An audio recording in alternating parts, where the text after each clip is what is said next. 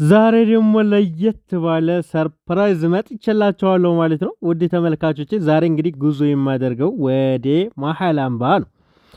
እንግዲህ እቃውን አድርሼ ከመጣሁ በኋላ ነው ድምጽ እያስገባሁላችሁ ያለሁት። እንግዲህ የሁሉም እቃ የሚሄደው መሃል አምባ ነው። መሃል አምባ ለቤተሰቦቿ ሳትናገር እኔም ሳልደውልላቸው በስነ ስርዓት ቦታውን ነግራኝ ቤታቸውን ጠቁማኝ ቀጥታ ነበረ ከአስር በኋላ አካባቢ ነበርና የሄድኩት። እዛ ቦታ ላይ ስሄድ እንግዲህ አረ ልጄ ቤት ተሳስተ መሆን አለበት ምናምን ብለው ተደናግጠው ምናምን ነበርና የተቀበሉኝ ደስ የሚሉ ፋሚሊዎች ናቸው። እንግዲህ እናቷ ለልጇ ዱዓ ያደረገችላትን ዱዓ ብትሰሙ ወይኔ ጉዴ! እኔ ደግሞ ብዙ ጊዜ ላለማጨናነቅ እያልኩኝ ቪዲዮ አልሰራምና በአሁኑ ሰዓት ጩልሌ በበዛበት ሰዓት ለልጄ መልካም የሆነ ሷሊህ የሆነ እናትና አባቶቹ የመረቁት ለሁሉም በቃ ተስማሚ የሆነ ቤተሰቦቹን የሚያከብር እንዲሁም እኛን የሚያከብር ባል ይስጥልኝ ለልጄ የብላ ዱዓ አደረገችለት። ወይኔ ጉዴ ደስ ሲል። አሰላሙ አለይኩም ወራህመቱላህ ወበረካቱ። ውድና የተከበራችሁ የቻናሌ ተከታታዮችና እንዲሁም ጓደኞቼ እንዴት ናችሁልኝ? ደህና ናችሁ ወይ? ሁሉ ሰላም ሁሉ መልካም ከኔ ጋር አልሐምዱሊላህ። እንግዲህ ውድ ፋሚሊዎቼ ዛሬ ላይክ ሼር በማድረግ እንድትተባበሩኝ በትህትና ጠይቃለሁ። እንግዲህ ውድ ተመልካቾቼ ከስተዛሬው ለየት የሚያደርገው የረመዳን አስቤዛ ሰርፕራይዝ ለየት ያለ ሰርፕራይዝ ነበረ።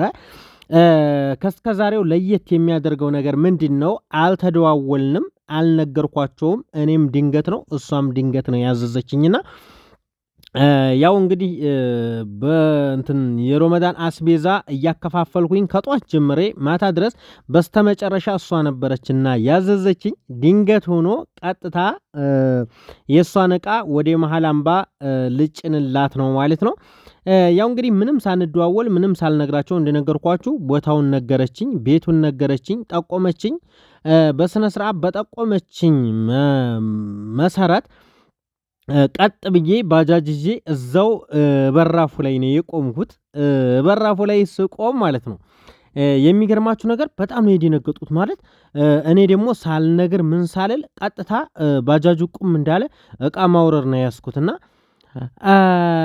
ተደናገጡ። በቃ አረ ተሳስተሃል፣ ቤት ተሳስተ መሆን አለበት ምናምን ምናምን እና እቃው ደግሞ አንዳንድ ጊዜ ያላሰቡት እቃ ብዝት ብሎ እቃ ሲሄድባቸው ምናምን ይደነግጣሉና ብዙዎቹ ደግሞ እቃቸውን ቅብል ብለው ወደ ቤታቸው አስገብተው ኻላስ ሰላም ሆኑ እንኳን የማይሉን ቤተሰቦች አሉና ነገር ግን የዛሬዎቹ በጣም ለየት ያሉ ናቸው ከዛሬ ማለት ነው። ማለት ዱዓቸው ምን አይነት ዱዓ እንደሚያደርጉላት መልካም ምኞታቸው ምን አይነት እንደሆነ ምናምን በጣም ደስ የሚል ፋሚሊ ናቸው ያሏት። እንኳን ለሷ አይደለም ቀርቶ ለኔ በጣም ደስ ብሎኛል። እስኪ መጀመሪያ የምጭነውን ላሳያችሁ። 50 ኪሎ ዱቄት ሁለት፣ ከዛ ደግሞ 20 ሊትር ዘይት አለ። ከዛ አንድ ካርቶን ተምር አለ። 4 ሀባ ለብቻ ተምር አለ። እንደምታዩት 50 ኪሎ ሁለት ነው 50 ኪሎ። እንደገና 5 ሊትር ዘይት አለ ፈሳሹ። ከዛ እንደምታዩት ቡና አለው፣ ስኳር አለ፣ አጃ አለ፣ መኮረኒ አለ። ምንም የሌለ ነገር የለም። ኦሞ ሳሙና አለ፣ ቪንቶ 2 ሀባ አለ። የሌለ ነገር የለም ቤተሰብ።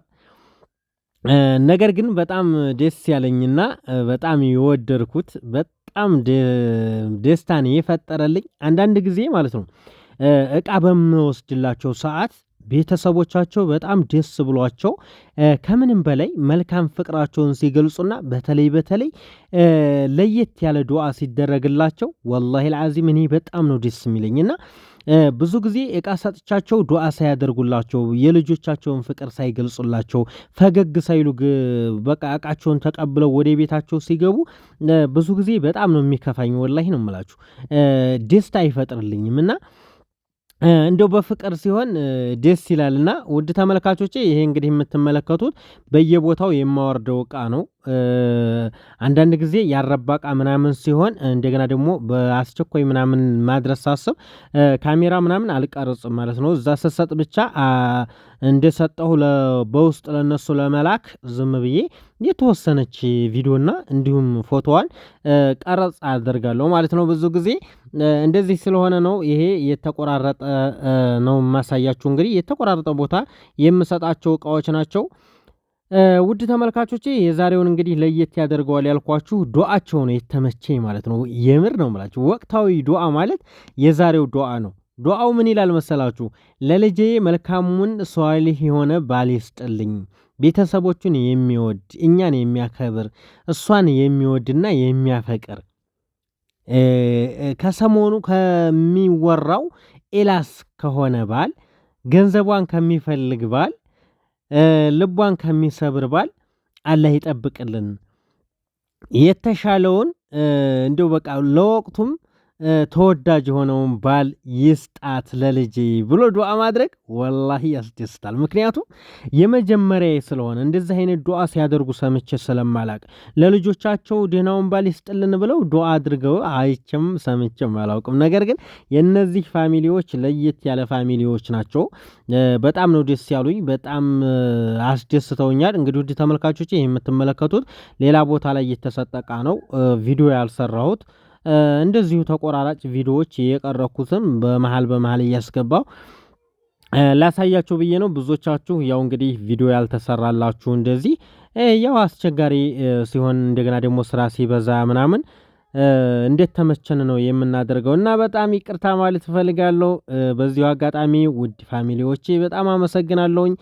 ላይክ ሼር እያደረጋችሁ ስለምታበረታቱኝ ከልብ ነው ማመሰግነው። እንደዚሁም ማዘዝ የምትፈልጉ ማዘዝ ትችላላችሁ። እንዲሁም ለሚስኪኖች ደግሞ የተቻላችሁትን መነየት መመረቅ የምትፈልጉ ደግሞ አናግሩኝ። ኢንሻአላህ የትም ቦታ የምሰጥላችሁ ይሆናል። ውድ ቤተሰቦቼ በጣም ወዳችኋለሁ። ያው እንግዲህ ሮመዳን 7-8 ምናምን ቀን እያለፈው ነው እንግዲህ ወደ መቆላቆሉ እየደረሰ ነው መሰለኝ።